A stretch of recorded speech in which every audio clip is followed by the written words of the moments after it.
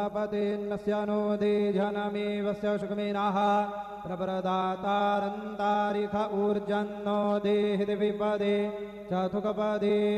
चतुष्कोणमण्डलं कृत्वा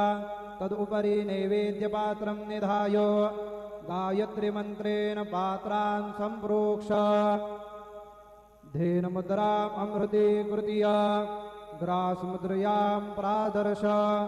नैवेद्यं निवेदयामि सत्यन्तव्रतेन परिषिञ्चामि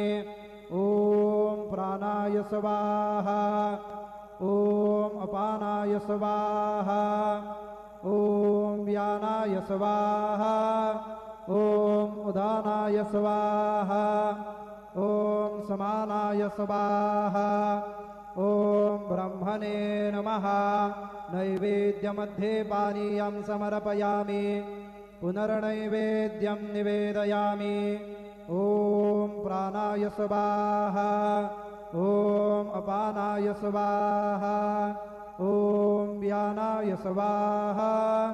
ॐ उदानाय स्वाहा ॐ समानाय स्वाहा ॐ ब्रह्मणे नमः नैवेद्यं समर्पयामि हस्तप्रक्षालनं समर्पयामि मुखप्रक्षालनं समर्पयामि सद्गुरु साईनाथ देवताभ्यो नमः चरणकमले प्रार्थनापूर्वक